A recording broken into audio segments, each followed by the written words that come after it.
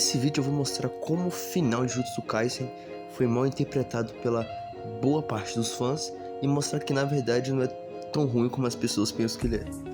Bom, pra começar, eu vou dividir o vídeo em 3 partes. A parte onde o Sukuna é derrotado, as interações entre os feiticeiros Jujutsu pós-morte do Sukuna e o pós-morte do Sukuna com ele ali conversando com Mahito. Bom, falando sobre a derrota do Sukuna, eu vou começar a falar pós-expansão do Itadori. Então, pós-Itadori abrir a expansão, conversar com o Sukuna, pós isso é onde eu vou começar o vídeo, beleza? Falando a primeira coisa sobre a falácia que as pessoas implicam, que é toda uma narrativa pra não gostarem dessa parte, é que a morte do Sukuna foi tosca, que virou o meme, né? O Sukuna Pou, e que ela foi tosca, foi anticlimática.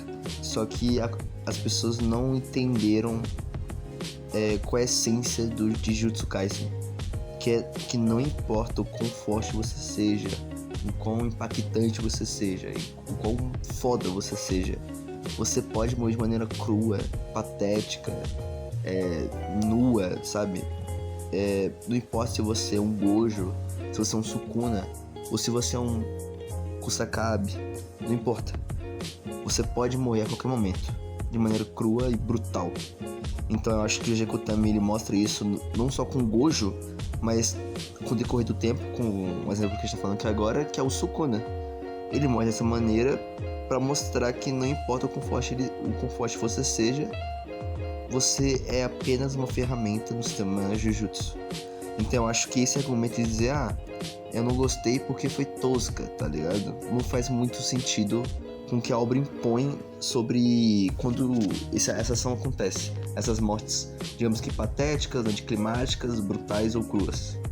E talvez essa morte do Sukuna nem foi a coisa mais polêmica dessa parte do final. Talvez tenha sido o ato de misericórdia do Itadori, onde muitos fãs ficaram putos da vida porque, olha o que o Sukuna fez. O Sukuna matou várias pessoas, não só pessoas inocentes, mas como amigos próximos do Itadori. Então, por que caralhos o Itadori queria perdoar o Sukuna, queria fazer o discurso do Jutsu com o Sukuna?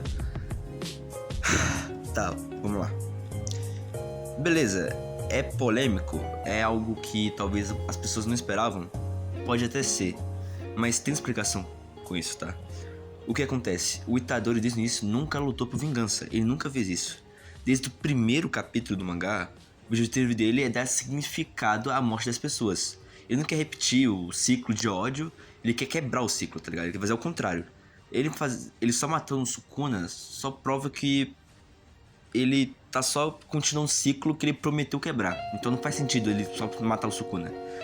E quando o Sukuna ali caído, indefeso, ele escolhe ajudar o Sukuna. Ele quebra o ciclo, que é o que ele promete fazer, é o que ele acredita ser o certo. O fechamento do arco do personagem é ali. O Yuji, o garoto que carregava o mal dentro de si, termina salvando até aquele que encarnava o mal em pessoa. Então eu acho que esse ato de misericórdia de Itadori não só é uma característica muito interessante do personagem, mas como mostra a coesão, né? Sabe, mostra como o quão coeso é a escrita do Itadori, pelo menos nessa parte, que o Gekutami foi fiel ao que ele implementou no personagem desde o início da obra. Agora já falando da parte das interações entre os feiticeiros, tá? Acho que talvez aqui seja a parte mais chata realmente, e que provavelmente foi o que moldou a opinião das pessoas, tá? Eu vou resumir essa parte. Praticamente o início dela é a Maki ficando puta com o Yuta, reclamando do plano, reclamando das decisões do Yuta, ficando puta com o Yuta. E o que o Jeiko também fez ali com a Maki, tá? Ele usou a Maki pra ser uma metáfora a gente, a nós fãs de Jujutsu Kaisen. E aí, tipo assim, ele colocou ela lá, tipo assim, é como se ele viesse uma história e tem um monte de furo, só que no final do filme ele coloca um personagem falando sobre os furos pra falar, não, eu já sabia dos furos, entendeu? Só que, tipo assim, não cola essa desculpa de Gekutami. Ele faz a Maki falar os erros, os furos do plano que a gente percebe, ele coloca no final, ela falando de maneira positiva isso pra gente, pra pensar, não, mas pelo menos o Jekyll também pensou nisso, ele fez a máquina falar no final, tá ligado? Sendo que ele faz a máquina de bode expiatório, tá ligado? Ele sabe, tipo, ele fez isso para passar a visão que ele tinha o controle da situação, tá ligado? No final, mas ele não tinha, ele perdeu a mão, tá ligado? Ele perdeu a mão, não sabia o que tava fazendo, o ritmo ficou estranho, a história em si ficou estranha no final. Não confunda, não tô falando que o final é ruim, até porque meu vídeo é provando ao contrário disso, tá? Mas o final não ser ruim não quer dizer que o Jekyll também não perdeu a mão na obra dele. O que foi que aconteceu? Eu acho que essas falas da Maki consiste nisso que eu tô falando. Ele tenta parecer que ele tava no controle, mas ele não tava. Sabe o que eu quero dizer? É mais sobre isso. Aí, depois disso, tem mais alguns diálogos ali interessantes. Eu acho que tem o diálogo do Kusakabe com o Itadori e com o Megumi, que eu acho que é bem interessante, que ele fala que ele sempre votou no Itadori ser executado, né, e etc. Ele passa a visão dele, realista, mas ele aceita o resultado final, ele aceita o presente dele. Acho legal esse diálogo, achei interessante. Mas não tem, tipo, tirando isso ou uma coisa ou outra ali, não tem nada, quase nada de relevante.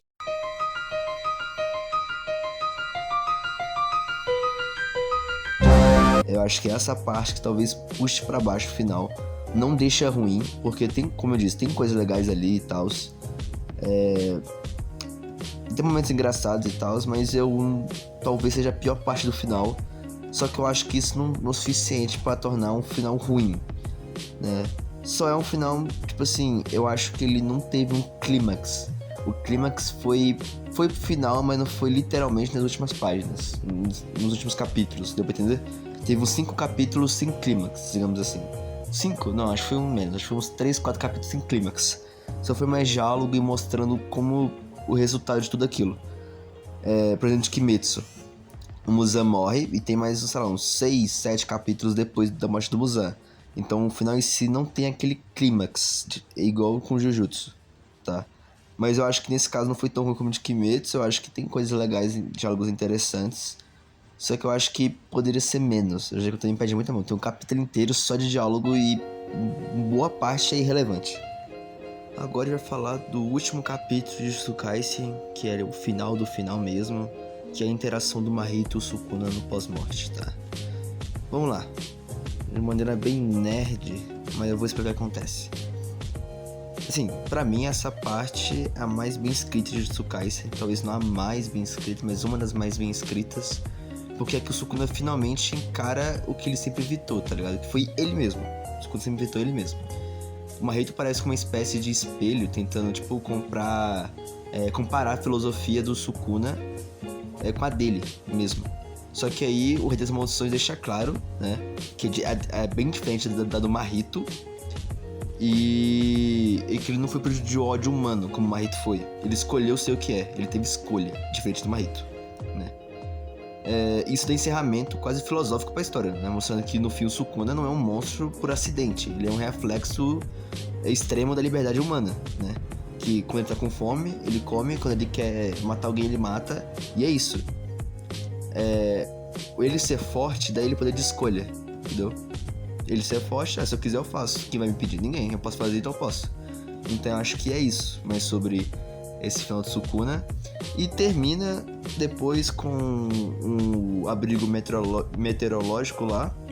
Depois mostra o último dedo de Sukuna lá, que é terminando um ciclo, né, de Jujutsu Kaisen, mostrando que, assim, terminou como começou a obra ali, né, com o dedo de Sukuna ali no abrigo.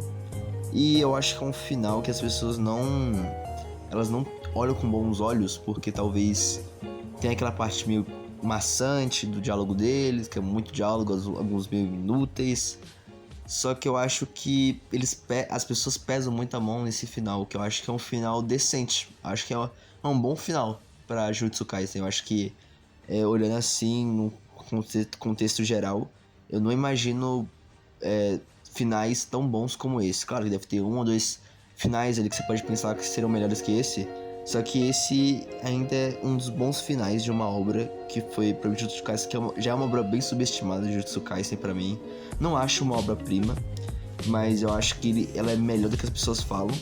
E o final, principalmente, é bom, só que as pessoas falam como se fosse um lixo, comparam com o final de My Hero Academia, com o de Naruto Shippuden, só que não é bem assim, tá? A luta final do Sukuna foi bem interessante, claro que teve uns furos ou outros, tipo, a Nomura voltar, pra mim foi ridículo, só que a luta em si foi muito boa, a morte do Sukuna foi boa, a pós-morte do Sukuna, que é o último capítulo do mangá, foi excelente. Só teve ali uma barriga no meio, que foi um capítulo ali, 2 capítulos ali, um capítulo e meio, digamos assim, né? De diálogos que poderia ser só meio capítulo, por exemplo. Mas é isso. Um capítulo ali a mais de diálogo não vai fazer um final ser extremamente ruim. Não. Acho que tá longe disso, o final de Jujutsu. Eu acho que é isso. Acho que é um final bem subestimado. Eu acho que ele tem seu propósito, ele cumpre o que ele propôs, e acho que ele é um bom final. Não é um mau final como as pessoas falam. Enfim, é isso. Eu passei minha visão. Se você discorda, comenta. Se você concorda comigo, também comenta nos comentários. E é isso. Um abraço, falou.